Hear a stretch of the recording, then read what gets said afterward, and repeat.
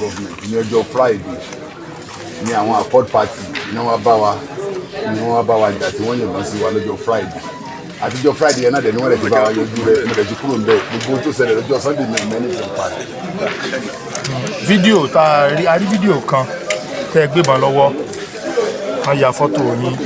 Bẹ́ẹ̀ ni kan nínú àwọn ọmọ accord party Asif wọ́n pè ní Asif òun ló gbébọn sí ẹ̀yìn búùtù wa bá wa ní local government ní àárọ̀ ọjọ́ Friday ní ìṣẹ̀lẹ̀ yẹn ṣẹlẹ̀ àárọ̀ ọjọ́ Friday ni wọ́n ya fọ́tò yẹn ìbọn tó gbé tí ọmọ accord party wọn Asif tó gbé sẹ́yìn búùtù ni mo gbé pé ìbọn tẹ́fẹ́ fi ṣe wálé sílẹ̀ mo tẹ̀ sí gbé ibẹ̀ ni wọ́n ti ń dàgé ẹ̀mọ́ mi lọ́wọ́ tí mo ṣe sásẹ́yìn mọ́tò níta nígbà táwọn alága wọn wá pè wá ni mo gbé nǹkan rẹ̀ fún padà.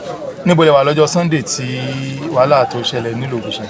Party office wa ni mo wà ní Èkó kì í ṣiṣẹ́ níjọ́ Sunday I'm executive assistant to the chairman Ìrẹ́pọ̀dù local government Monday I'm executive assistant to the chairman Ìrẹ́pọ̀dù local government Monday to Friday ni a máa ń ṣiṣẹ́ la máa ń lọ síbi iṣẹ́ kì í lọ síbi iṣẹ́ níjọ́ Sunday. Níbo lẹ wà lọ́jọ́ Sunday yẹn gangan? mo wà ní party office wa nílùú Ògùn. Nínú fídíò tẹ́ ṣe ní ọjọ́ tí kìnìyàn ṣẹlẹ̀ gangan ẹ l'Óṣogbo lẹ wà.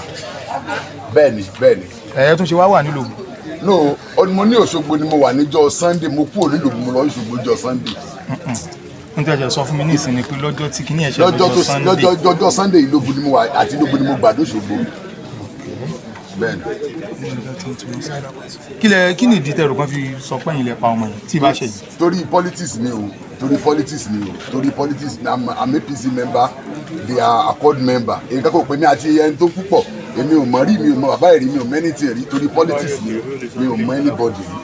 Inú fídíò kan wọ́n rí tẹ̀ yín ìbọn ó dẹ̀ ti ìbọn. lè ìbọn mo gbé ìbọn àwọn accord party wá bá wa ní local government lọ́jọ́ Friday ni wọ́n bá wa ní local government bẹ́ẹ̀ sì wá bá wọn sí boot wọ́n gbé mọ́sù wá wọ́n kó oríṣiríṣi mọ́tò wá wọ́n sí boot wá sí wọ́n pe bọ́ọ̀yẹn ní wá sí ìbẹ́bù wọ́n sí boot ẹ̀ inú boot ẹ̀ ni mo ti sáré lọ gbé ìbọn mo ti lè ṣe gbé ìbọn yẹn pọ́ pàṣẹ ni mo lè ṣe gbé mo ní ṣé ìbọn tẹ́tẹ́ fi wá fèsì wá ni ẹ jẹ́ ká jọ mọ́ fà ó ní kí n gbé bòun fóun padà bí àwọn tó jẹ́ àwọn olóṣèlú méjèèjì wọ́n ṣe yanjú rẹ̀ ni mo ṣe gbé ìbọn rẹ fún un mo ṣe kú bẹ́ẹ̀jọ Friday. Ṣùgbọ́n bàbá ọmọ yẹn sọ pé nǹkan tán bí pé ta lórí olóhùn rí tàǹfìà ni. Wọ́n parọ́ mọ́ mi ni àwọn accord party ni wọ́n lọ kọ́ ní gbogbo tó ń sọ yẹn ẹ rí fídíò kan tó ń gbó fara náà ní gbòòrò ní ìsìn tí Teslim Gbàláyé lọ gbé ọmọ kan pé tó gbé lọ sí station tó ní kọ́ ọmọ sọ pé báyìí ní bá ṣe ń parọ́ káàkiri nìyẹn sà.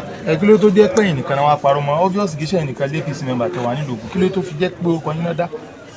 Tó jẹ́ ká dárúkọ mi ni pé mo wà ní local government èmi ìhè ni mí mo wà ní local government mi mọ nǹkan tí mo ṣe fáwọn àkọọ́dù yẹn tó fi jẹ́ pé tèmi nìkan ni wọ́n mú mẹ́nu.